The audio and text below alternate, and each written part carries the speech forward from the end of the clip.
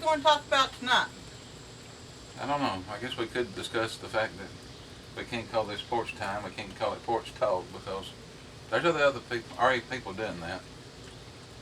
I don't want to invade their franchise, I guess you can say, of YouTube. They get a little upset over stuff like that. So I guess this is front porch sitting. You know, we do a lot of front porch sitting. It's pretty nice out here today. It's raining real easy. Kind of a slow drizzle. Temperature's a lot better. Humidity's down. Although our weather channel either messed up or the dew point's really high. The news always says dew point above 70 is oppressive. Ours is reading 77 today. Nobody's ever told us what it is above 75. It's 78 degrees and 77 on the dew point. Kind of odd weather. Hummingbirds are protesting the empty bottom. They say, I thought I'd seen one fly over and look at you. Yeah. People already reported in and it's empty. You're being summoned, huh? Yep. I have to fill that up when we're done. I would talk about the garden, but I made a video earlier. That's a pretty good one. Catching up on the fall planting. They're trying to get it going. You know, we've been sitting on the front porch. That's what we did when we were dating, too. We live in a small community. There wasn't much to do. You rode in your car, or you sat on the porch, or you get into a few mean things. But nice things, you rode in the car, or you sat on the porch. Well, you know, it was on my mom and daddy's back porch. It was on their porch. You told me you wanted to marry me. You remember that? I was just thinking about the that thing we used to do on Saturday night. We'll call it a redneck dance hall. She putting it like that. That's where we actually started dating. Well, that was our first unofficial date. Yeah. We didn't intentionally set out to end up there. I just went to town to hang out and get away from the house for a few hours. If you're not from a small community, especially back then, that's been 25, almost 26 years ago. There was nothing really in town to do, especially after it got dark. So all the teenagers, like we was then, we got in our cars and we rode around town, and we formed long lines and went through one parking lot and down through town and out to the other side and turned around and just made a big long snake of cars. Until enough buddies had gotten to the line, we all pulled over in the parking lot and just started listening to music and talking. Because that's where me and you met up, was once everybody parked and started talking. That particular night I was running with my buddies. You was running with your buddies. Yep. And we wound up sitting in the same parking lot. And everybody was decided to go dancing. And I had no idea where that place was. Everybody, of course, parked pools and loaded up, but it wasn't much parking where we went. My Up buddies, on a hill. my buddies tried to fit, how many? Let's see, 1, 2, 3, 4, 5, 6, 7, 8. About 10 people in a small car. That wasn't happening. The only person who didn't have someone in their lap was the driver. You wasn't going to play that game. Well, my part was going to be on the console between the driver and the other two people sitting in the passenger seat. I told him that was all right. I'd just go home. I wasn't piling in that. That was a clown car of the worst kind. It wasn't little. It wasn't big at all. It was a little one. I was going to take my vehicle because I didn't know how long I was going to stay, so I didn't have anybody riding with me. So I offered somebody a ride. Yeah. I think your friends kind of set us up on that. I think they set us up pretty well, too. Because they all snickered when you offered me that ride. And they were like, yeah, he can take you. Shut the door, and they drove off. So I didn't have much of a choice. I either rode with you or went home. Well, now, it wasn't like that was the first time we'd ever met. I mean, we had graduated high school together. We was in the same grade. thought about dating in high school, but that just wasn't a bridge we wanted to cross. We had classes together. One or two. But Our friends and your friends wasn't friends most of the time. no, We hardly ever crossed that line and dated each other. it was just one of those things you just didn't do back then. But I mean, it was all right. Our friend, we come from two different groups, but I mean, hey, it worked. It took you a little while though before you got up the nerve to ask me to dance. You didn't fast dance, so you had to wait for a slow song. You finally got up the nerve to ask me to dance. You should. Now, we've all said we don't do these videos too good. And he says it's going right out of his box. Now, you gotta imagine. This guy looks at me and goes, won't dance. That was the longest sentence he'd had, but besides, he told me, you ride with me. So, it took him a while to get to the wanna dance. But now, A long sentence. that was a long sentence for you. But I have to say, it was fun. By the end of the evening, kind of was warming up to you pretty good. But he wasn't a very confident guy, and I did not help that at all. But he was the sweetest guy I had ever dated. And we weren't even dating at the time. This is just the first time he'd take me out. But he looked down at me just all serious and asked me if he could kiss me, and I just bust out laughing. I've never had a guy ask if he could kiss me. They just usually kiss you. They didn't ask. But no, he was being a gentleman. Of course, he apologized when I laughed. I'm like, no, it's okay. I've never had anyone ask before. He goes, well, I'm sorry. I'm like, no. Of course, I let him kiss me because you gotta let a guy kiss you if you asked. I mean, that's just, it was so weird. You just didn't know that was the pickup line. No, that came, 15, 20 years later when you told me that was one of your daddy's pickup lines? He told him, son, girls like it if you ask. You'll get a kiss and not a smack if you ask. I could have done a whole lot longer without knowing that one. Pickup You got line. to fess up eventually. Yeah, it was a good one though. He taught you right. And we're going to have to leave the neighbor here. Oh yeah, here he Oh, comes yeah, no. in. But now, we have been dating 26 years. Been married for 25. Yeah. We dated about 6 months and got married.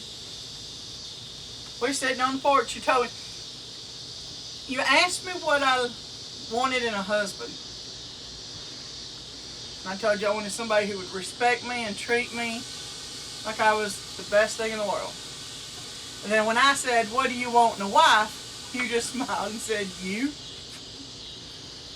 Then he got a lot more romantic when he actually officially asked me to marry. That's when we started talking about getting married. I was a man of many words. Oh yes. 2 and 3 word sentences. The longest sentence I think he ever put together. Well, we talked about getting married, but everybody says, oh, y'all can't be getting married. You ain't been dating long. Well, then everybody started thinking I was pregnant because we was getting married. Couldn't believe that we just decided. Small town. No. Anybody goes get married really quick in a small town, yeah, she's pregnant. What they tell anyway. But see, that's all we did though. We sat and we talked. We talked. We talked to each other. And we talked about ourselves, our lives, our future, what we wanted out of life. And we found out that we were pretty similar people. Scary kind of similar. We wanted basically the same things in life. Opposite end of the county. I lived on one end of the county, she lived on the other. It was just, God put us together. It was just the right time, because if we'd have dated in high school, we wouldn't have made it. He made it where our timing just hit right.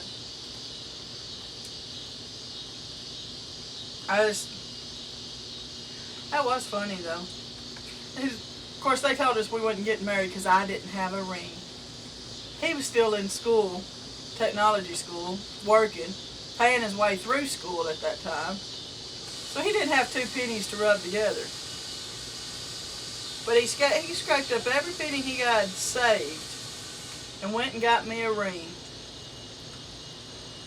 and got down on one knee, and the longest sentence I think he'd ever said up to that point was, "Would you make me the happiest man alive by marrying me?" I didn't know if I was more shocked over the fact that he had a ring and he got down on one knee, or the longest sentence that he just spit out in one breath. And I was like, wow, he can say more than 2 words.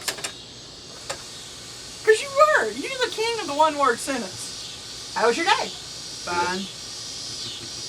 What'd you do? Work.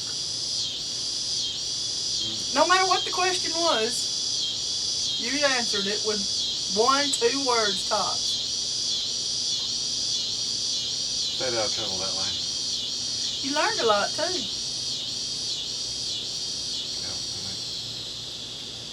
there's times that I need to go back to that. Nah, I like when you talk to me. But now I have to say, getting down on one knee was very romantic. We had a little radio station in our little community. Of course, if we wasn't sitting on my parents' porch talking, we was riding around town in the car. 94.5. Froggy. They did request. The frog. You know, he ran into the radio. What did you tell that guy? I know what he said, but I don't know what you said to him. I don't remember exactly what I said. I asked to play a certain song and told him why I wanted to play the song. He was in the car waiting on me. And he told me he would fix me up. He fixed him up. He come across the radio and said, "Cindy, you sure are one lucky girl. Brett really loves you. He come running in this radio station asking me to play you this special song." And it was, "I will love the way you love me." 26 years, I still remember that. Can't remember last week, but I can remember that. That was a popular song, man. Yeah, but it kind of... For a rinky-dink radio station, he had quite a bit of music. I don't know where he got it and how he got it, but it was one man running the thing. Occasionally he'd get somebody else to come in and do part of it. I think a lot of it was recorded, but I happened to know he was in there that night. My grandfather helped him with the radio tower and with the equipment, so I got to know him through my grandfather. It wasn't a very fancy radio setup, but it worked. The antenna and the amplifier and all that had to be adjusted occasionally. Things would get a little out of whack. And he'd call my grandfather to go with him, and they'd ride up to, he was actually out on the back road several miles out of town, to where the antenna and the equipment was set up, and they would adjust the sound of it and get it right. And probably every time it stormed, it would probably go out, best I remember. Yeah, it did. Of course, back then the lights went out pretty often. I was going to say the lights went out every time it stormed too. So. Every time it thundered, you just get ready. That's back when you kept a candle and matches and batteries for the flashlight. Batteries for the flashlight and everything handy, because if it stormed more than 5 minutes or it thundered a couple of times, you might as well get ready. You was gonna be in the dark. If it ever flashed a couple of times, you might as well get the stuff out and go ahead and light the candle, because the third time's charm. You was in the dark. And usually you was in the dark for about anywhere between 30 minutes to an hour. Yep. Sometimes it's all night, depending on how bad the storm was. These youngins today, they just don't know how blessed they are. Technology's advanced to where fire don't go off every time it thunders. That big old candle that sat on the dinner table was on there for a reason.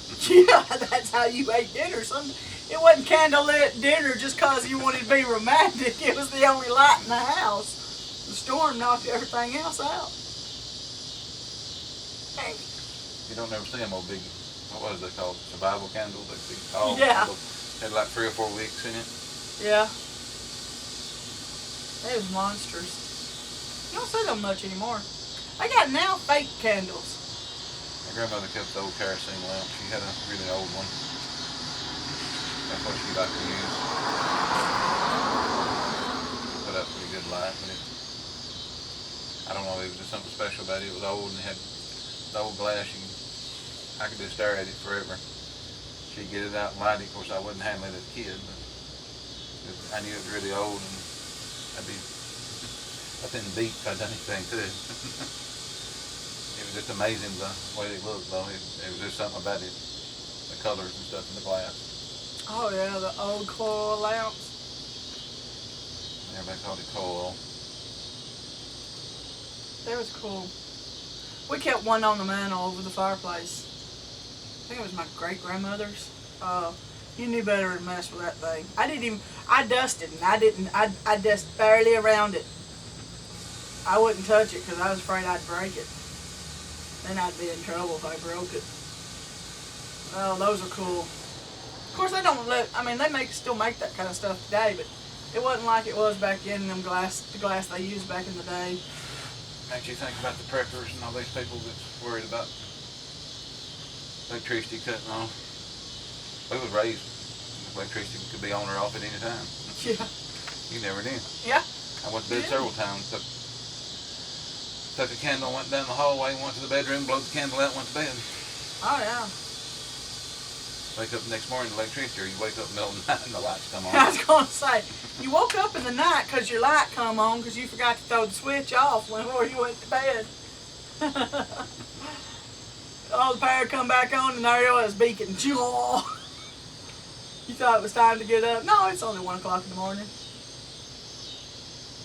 It was different back then. Yeah, well, I guess there's 2 generations since then. They ain't none of them had to live like we had. Well, you know, somebody... We had it good. I'm not knocking it. We had a had good life. We had a good raising. We had lots of things, but not like they do now. You know, though, the greatest thing, there was no cell phone and there was no camera on the cell phone, so we got away with a whole lot of stuff. Mom and Daddy only knew what the neighbors told them when you got home. There's no social media for them to catch it on video. There's no video proof or photographic proof of what you did. And you know, the cameras back then, though, if you had a video, somebody was videoing you knew it because them suckers were, and they were doing like this right here. You kind of knew somebody was videoing you because they had a box to their head and they were moving around like that. It was obvious they were videoing something. Not like today when it looks like you're just looking at your cell phone and the whole time they're videoing. Woo, these youngins today, they woo. Some of the things they talk about in prepping, talking about getting things ready just in case. I thought, we lived through that. Oh yeah. It ain't no big deal. Well, it's because real life, you know. You cooked outside. You could cook over open fire. You could cook on a grill. It made no difference. You didn't have to have electricity. Difference between the way our grandparents were raised and we were. Our grandparents could handle not having stuff. Like my grandmother never had air conditioning much. They had a little window unit in the back of the house, but they rarely ever turned it on. I made a comment on somebody else's the other day. They was talking about how they'd have to do, now you'd have to do without air conditioning. Didn't know if people could make it. I said, well, people, my grandmother's age and older made it. It's fine. Some of them never did have air. Some of them refused to have air conditioning. My grandparents had a little air, the big old air conditioning, little compared to what we got now, as far as BTUs. It would, on the hottest days, they would turn it on and kind of temper the air a little bit with it. That's what my grandparents did. But they didn't want to run it. They didn't want to pay the electric bill.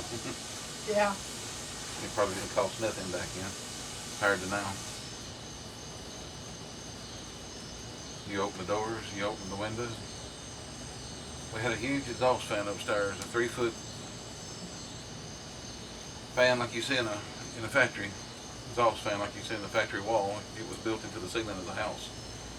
We'd open the doors of the house and a couple windows and turn that fan on, and it would suck air through the house. You could feel the air move. Of course, it was wore out by the time I was old enough to really know much about it. It made a lot of noise, but it would still cool the house. Yeah. It's pretty cool. It's only 1 or 2 or 3 houses I've ever seen that had 3-foot set of metal shutters in the ceiling of a house. Yeah. I remember when the first time I went over to your grandmother's house, I was wanting to know what in the world was the shutters in the ceiling for. Because they looked like the fence that we had at the on the gym door walls for the basketball. Same thing you see in a gym, it was in the ceiling of that house way before me and you was born. Yeah. My grandfather was an electrician and a plumber and a carpenter. And Jack of all trades. did a lot of it, just about anything. I'm thankful he taught you a lot of it. You can do a lot of stuff too. Of course, my daddy's the same way. He's a jack of all trades, well-rounded in pretty much anything he needs to do. There's very little he ever took somebody else. You're that way too. Our son's getting that way. I was cutting up with my buddies the other day. He's a mechanic. I asked him, I said, do you ever want to know what it feels like just to take your vehicle to somebody else, hand them the keys and say, fix it, and walk away? He said, no, I never thought about that. I said, I ain't either, because I don't get to do that. I said, I just want to know what it feels like. Do like everybody else does. They go to the garage, they hand them the keys, they say, they're sitting out there in the parking lot, fix it, and they leave. It'd be alright till you got the bill. Yeah.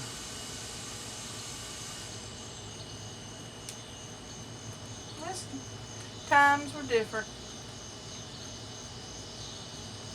I enjoyed it when I was growing. You know, a kid that's, I say a kid, they're about 22, 23 now. They were talking about when they were a teenager, how they ride around and everybody hung out in town. She was going through town the other night and said, town was dead. No one was in it. You only saw like 1 or 2 cars. She's like, what happened to all the teenagers riding around town? I'm like, they don't do that anymore. They Snapchat and Facebook. There ain't no use in sitting in town if you're going to talk on a cell phone anyway, or chat, text. When I go to town and sit, you can sit anywhere and text. Friday night's a different story because, you know, the football game's starting up. Football season getting going. They'll go hang out at the football field and meet up at the Sonic afterwards, but yeah, our surrounding churches also have the field quarter too. Yeah, I think they're going to do that again. They have what's called the fifth quarter. It's a kind of a devotional like set up for the teenagers. Yeah, it's for high school. It's a place for the high school students after the football game. They get to go over and they'll hang out. They'll feed them a little something. Play music. Play them some music. Just keep them out of trouble. And giving them a safe place to go and hang out and talk. And it's just for the teens. Just for high school students. I know our church is involved in it. 2 or 3 other churches I know of. I don't know how many exactly got a hand in it. That's a good thing. Gives them something to do after the ball game, hang out. It goes to about 10, 30, 11, something like that. Most people have to be home by about 11, midnight at the latest, so they wind it down where the kids can get home before curfew. But it gives them a place to hang out and talk. That's a good thing. Kiddos need that.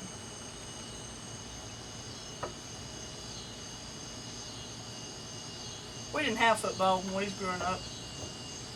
That started after we got out of high school. We finally got some good rain. Yeah. The ground is actually getting soaked and it's muddy when you try to walk on it. I about forgot what mud was like. It's tried to rain 2 or 3 times here, but it always would pass to the east or to the west of our little town. We get just enough maybe to settle the dust when everybody else would actually get rain. Between yesterday and today, it's pretty good rain. Yeah. Done it 3 or 4, been 3 or 4 times, so it's slow and it's soaking in. I can tell the garden's a lot greener. Leaves and stuff look so much different on trees and bushes. They got trees and bushes everywhere. A few. We'll have to go over all that once again. One of these days. Did the yard tear again? Oh man. Squirrels. What happened? They have taken all our apples. Yeah, we're going to have to hunt the squirrels. They're full of apples now. They're good and fat. They ate the apples on 2 trees, all of them. Oh, you got 4. I got 4 or 5 up here on I picked the other day that's actually made the last 2 videos. I haven't done anything with them. The squirrels ate the rest of them. They didn't leave nothing. They didn't leave any sign behind. That was good. It said clean trees. That meant it was good. Well, we've got a load of muscadines coming. Ooh. We'll get the video of that one. We're going to start setting up the greenhouse over here. I got to make a video of it. You're making me tired talking about all this work. Hopefully I can get somebody to help me with a tape measure. Me? Lay it out with a tape measure? Dry some steaks and... You just want me to hold the little pointy end, right? Yeah. That's good, because that's about... Lay it I out. can read somewhat. Somewhat straight. I can read inch, half inch, and quarter inch. You get much smaller than that, and I gotta start forgetting how to count. It don't really matter if it's straight or not. Plants don't care, but I like for it to be straight. Well, you know, I couldn't tell you if it was straight for nothing. I figured somebody would have told me my roll of beans over there I put in the video the last couple of times was crooked. It's kind of like a snake.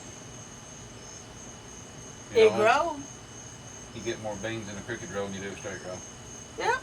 Grows Got longer. more space. It's longer when you put the snake curl to it. Get another plant or two in there. Don't have to be straight. As long as it grows, that's all that matters. One more good round of beans before it gets cold.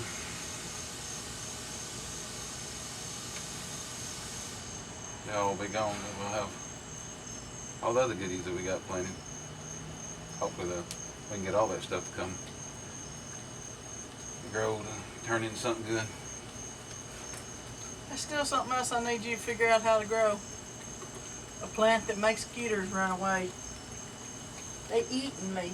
Yeah, we're becoming dinner out here quickly. I know bugs have a purpose, but there's some of them I just particularly don't care for. Skeeter's one of them. We've got the light on, we're on the porch, and there's not 14 cars trying to suddenly go by the house. No, it's Sunday night. Diesel picked up, or why letting it roar? It's a Sunday night. Factory don't run as much on a Sunday night. The air conditioner won't kick on. Well, it's got them to kick on every once in a while. I can keep the bedroom cool. The bedroom, teach.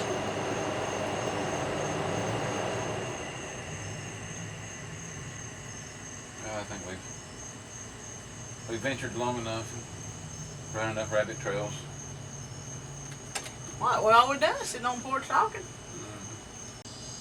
They got to know us a little more. Yep. I can figure out what they want to listen to and what they don't. Hope you enjoyed our front porch setting here. I don't know, we might have to call it something different next time. We'll try that this time. Trip down memory lane. That's what tonight's was. Like or subscribe. God bless.